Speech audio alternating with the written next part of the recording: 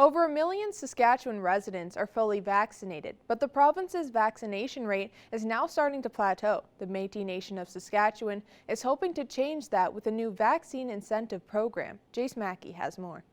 The Métis Nation of Saskatchewan has launched a new vaccine incentive program.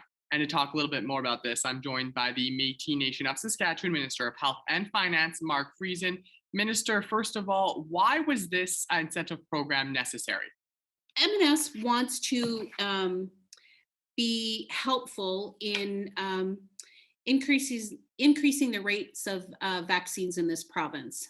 We do get statistics from our partner with Saskatchewan Health Authority and the government of Saskatchewan that rates are low. And so we have a responsibility, and this is a great opportunity to assist in increasing those vaccine rates to ensure that the impact of COVID-19 and now, of course, the variants with the disease is rampant through our province. So we are doing our part to ensure that we are being responsible and ensuring that there's access to vaccines for citizens, and also that they have information, that the correct information about vaccines and why it's important to be vaccinated. And we want to create that herd immunity within communities so that we can, end the pandemic. So, obviously, you mentioned there is some hesitancy when it comes to getting the vaccine among some people in the province. Is there a higher rate of hesitancy among members of the Métis Nation of Saskatchewan? I don't have any statistics on Métis citizens specifically, but I can tell you that the hesitancy is broad throughout the province. I mean, we all know that. So we're doing our best to inform our citizens why it's important to be vaccinated, and we encourage citizens to protect themselves and their families and communities from contracting COVID-19 or variants. And we just want to be supportive and helpful, of course, with our collaborative partner, the government of Saskatchewan, in that regard. Now, let's get into this program a little bit more. I understand that there's going to be a draw taking place, an early bird draw in September, and then a kind of grand prize draw closer into November. Can you kind of go through the details of how things work? So we launched the incentive, This Is Your Shot program yesterday afternoon. And so we've had an uptake in that already. We will work with the province to ensure that there is vaccine availability across the province, and we'll do our part to have vaccine pop-up clinics with the health authority to encourage people to be vaccinated. The prize draw itself is very exciting, and there's quite a variety and diverse group of prizes. We are also focusing on youth ages 12 to 30 who can also enter the draw, because of course the eligibility for vaccinations is 12 years old. So we want to encourage those youth to be vaccinated as well. So we have specific prize draws for that youth age category. We have $25,000 bursaries for students. We have Chromebooks and laptops and technology, and some fun things like a dirt bike and an ATV, those kinds of things that will maybe attract youth to get involved and to be vaccinated. Is of course the grand prize. Grand prizes are like a GMC truck, electric car, a pontoon boat, RV. So some large substantial prizes that we will hopefully be able to give away to a deserving person who's been vaccinated. So when it comes to people who can take part in this draw, is it just people who have recently got the shot, or has anyone who is double vaccinated, can they take part in this as well? One who's been double vaccinated, yes, Jace, you're correct. And also they must be a Métis registered citizen. So they need proof of citizenship as well.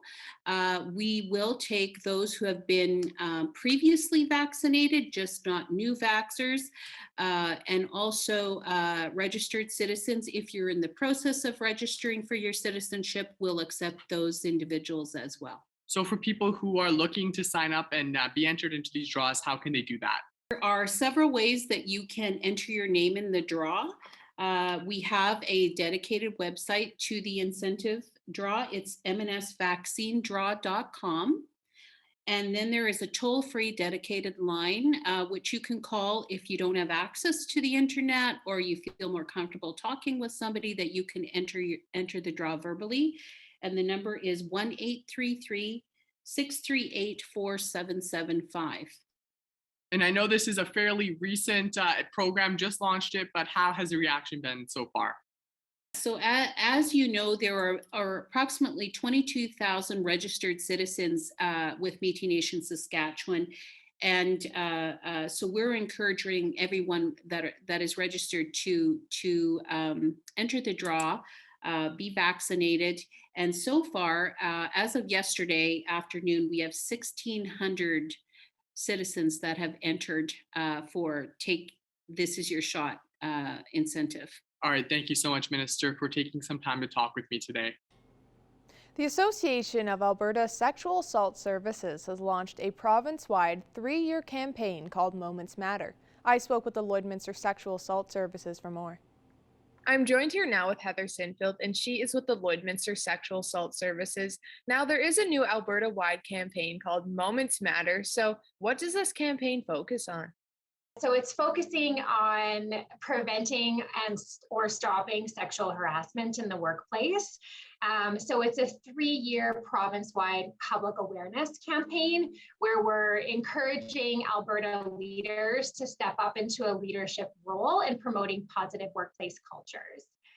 So basically looking at that health and safety within workplace and that stopping of sexual harassment.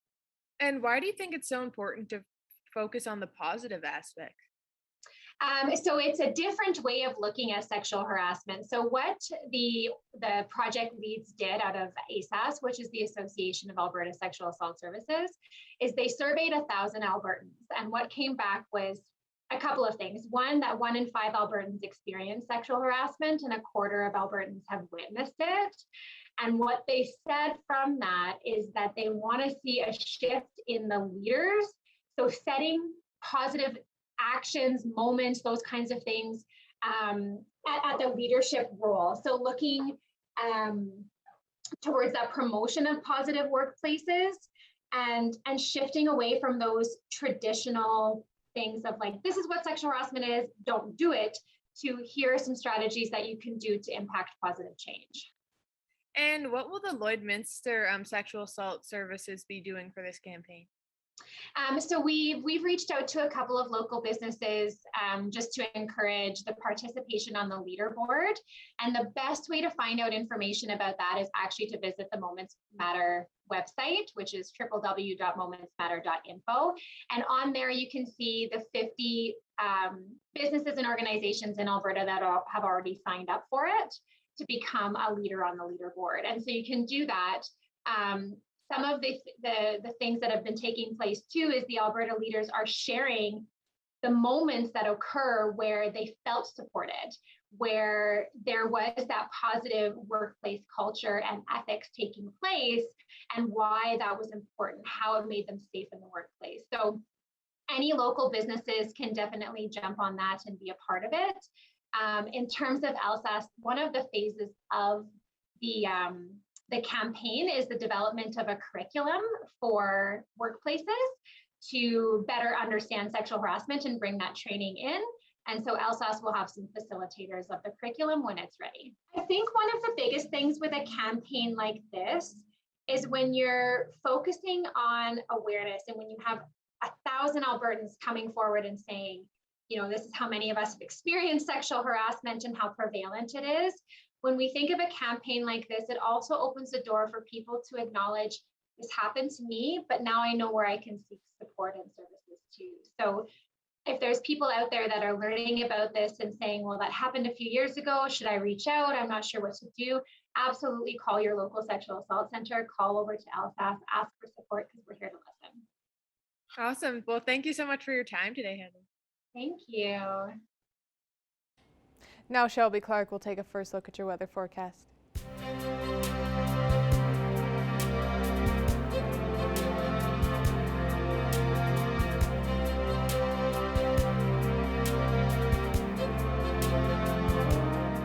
Thanks so much, Jasmine. Now taking a first look at our weather forecast here in the border city. We are sitting at 14 degrees with a mix of some sun and cloud, but we are seeing a lot more cloudier skies today. As we were saying yesterday, we were expecting to see today, Thursday, a little bit cooler this week.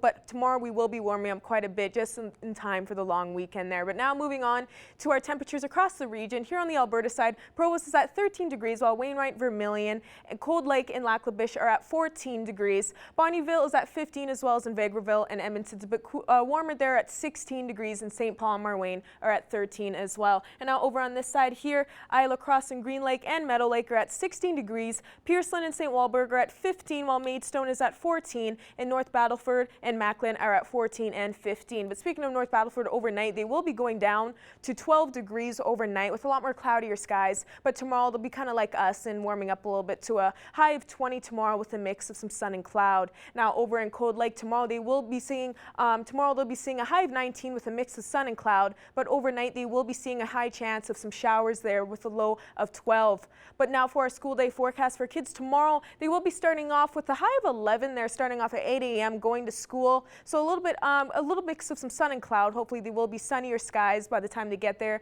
and for recess when they get outside it will warm up to a high of 14, but as they leave it will be the warmest there from around 17 to 18 degrees outside, so a little bit warmer by the time they leave. But now taking a look at our 3-day forecast for here in the border city, 19 on Friday with a mix of sun and cloud there. As I was saying, it will warm up a bit, and Saturday we'll be seeing a warmer day there with a high of 22 with a lot more sun, and Sunday we'll be seeing a warmer temperature with a high of 25 degrees and a low of 11 with a mix of some sun and cloud to end off a good long weekend, and we will be seeing around those same temperatures there on Monday as well. That is the first look at your weather forecast. We'll have more news coming up after the break.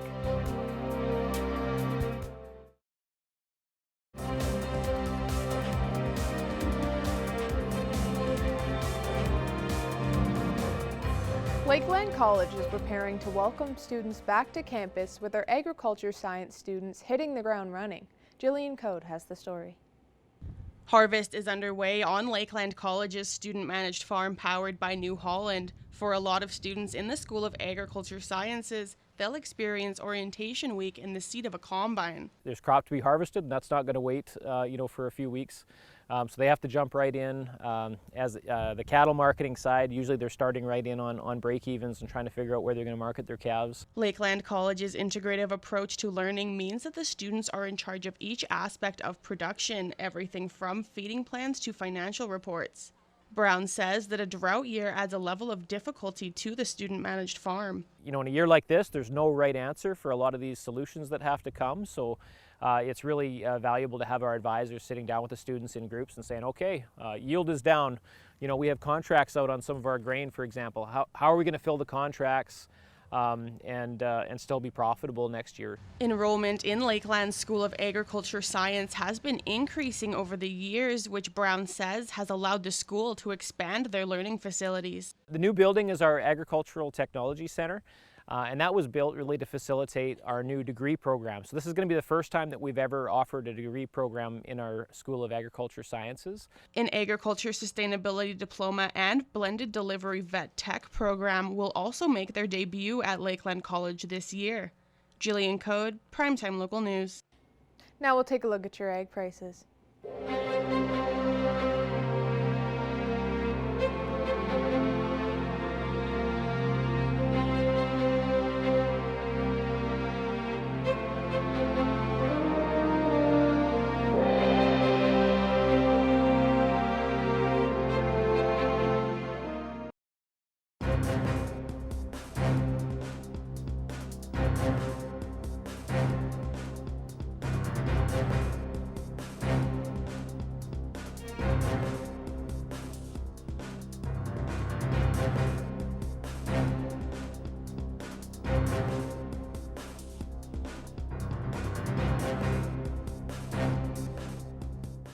I'm speaking with Joshua Anderson with the Good Life Institute in Vermilion. Thank you so much for joining us today. Now, there is an annual Art in the Park event coming up on September 11th. What is this event celebrating? Okay, so Vermilion's really excited to celebrate the Alberta Culture Days here in Vermilion, and we're celebrating it with Art in the Park. Again, it's September 11th. It's going to be held at Heritage Park here in Vermilion, and it's going to run from 11 till 3 p.m. How many years has Vermilion had this event now? This has been running for actually 6 years. Would you say support was strong in previous years from community members? We've had lots of support throughout the community, locally with vendors and any type of artisan. Definitely lots of support that direction, and also from the town of Vermilion as well. And how has support been so far this year? We have lots of support, like our main sponsorship from Inner Pipeline. Thanks to them, they supply us with free lunch, free cinnamon buns that's cooked in our community oven, and also the man band will also be present that day. So they're a huge sponsorship there, and involved typically almost every year. And then we also have other sponsorships throughout the town, and typically almost most of the community gets involved altogether. Was Good Life Institute able to hold this event last year due to COVID? Yeah, actually, we did. We kind of was right at the very beginning of the COVID kind of thing that was happening. So we did run it last year, which was nice, and then we kind of got shut down later on. I think it was around March is when everything kind of went downhill. But yeah, we got to run the event, which was awesome. It was a really great turnout again, and yeah, weather was awesome. And it was great. What safety protocols will be in place during this event? Technically, it's just typically we're going to run it in terms of your own safety, essentially. So if you want to wear a mask, by all means. We do have our classes will be held in the building. Again, it's not really mandated that we have to wear masks, but again, if you want to, you're definitely more welcome to. And this whole event typically is held outdoors. So typically it's up to you, essentially. Now, for residents who haven't attended one of the Art in the Park events in the past, what can you say that they can expect for this year's event? Oh, for sure.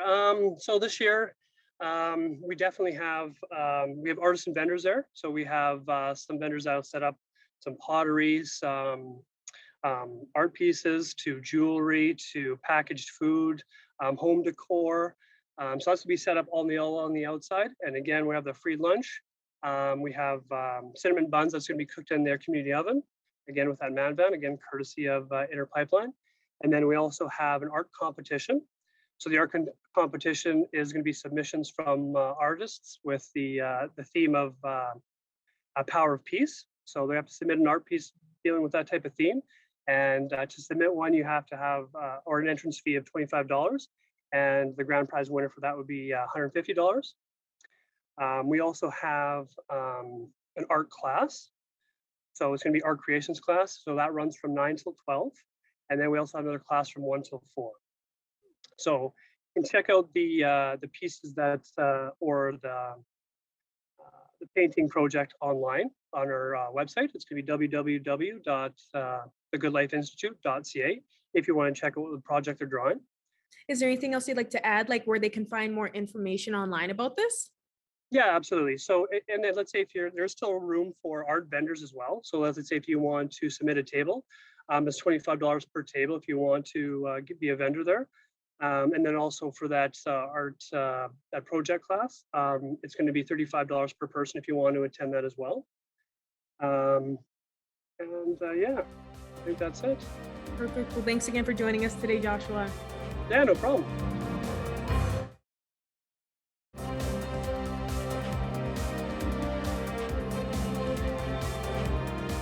I'm pleased to be joined today on Primetime Local News by one of our friends who's visited us several times now. Unfortunately, we have to do this by distance today, but Rafi Jeg, welcome to Primetime Local News. Thank you so much. It's great to be back. Well, let's talk about what you've been up to. Boy, this pandemic has been tough on so many people involved in the music industry like yourself. So what have you been doing to get through this over the past little while? Well, during near the start of the pandemic, there's been a very slow movement with everything from my albums, but thankfully right now it's going a bit faster. Now that the vaccines are out as well, and everything's just coming into place, I guess, with my music. And I'm happy to say that 2 weeks ago, I wrapped up the recording of my first album. And a week ago, actually, I just wrapped up my song with multi-platinum producer, Mr. Veni Saturno in the Philippines.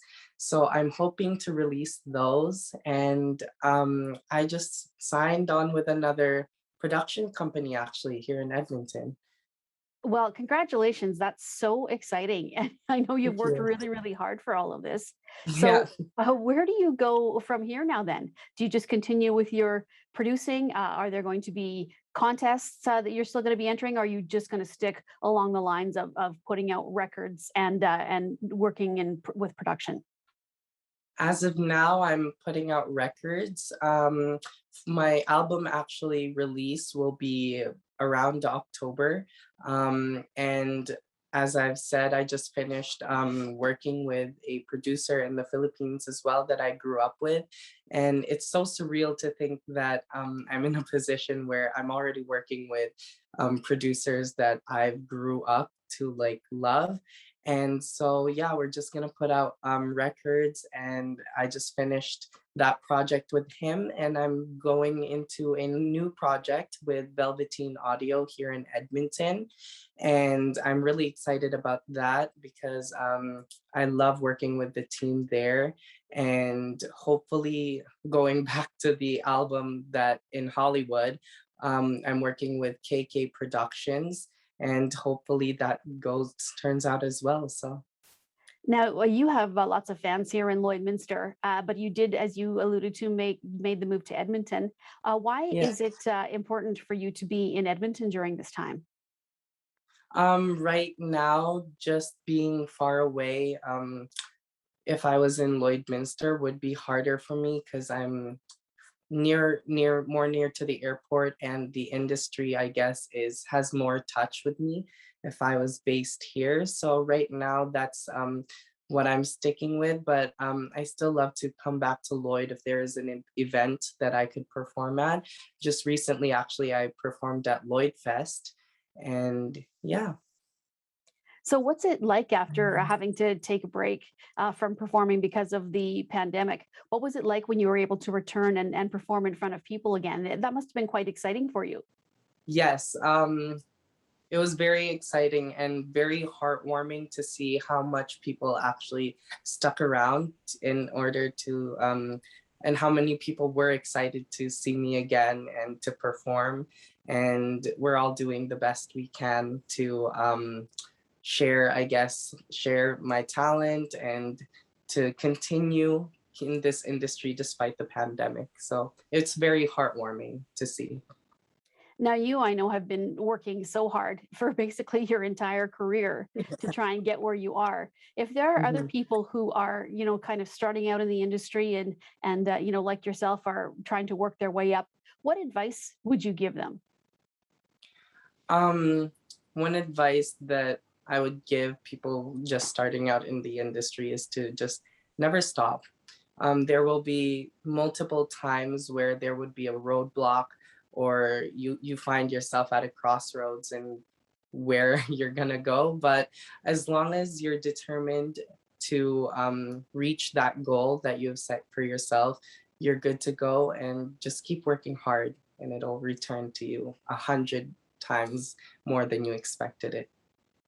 Well, Rafi, it's been a pleasure speaking with you once again. And if people are looking to keep up with you, to find out, keep in touch about the album release and anything else that you're doing, what is the best way for them to follow you? So the best way to follow me, and all my other social medias are posted there as well, is at Rafi Jag, RAFIJAG on Instagram. And that's the same for all other platforms. And you'll get to see my Spotify and the links to where you could find all my music once it has been released. Well, Rafi, thank you again for speaking with us today. It's always an honor to talk to you. And please keep us posted with everything that you're doing. Everybody is rooting for you and hoping for the best. And we wish you the best of luck as well. Thank you so much. It means a lot to me. Thank you. Thank you for joining us on Primetime Local News, and have a great rest of your night.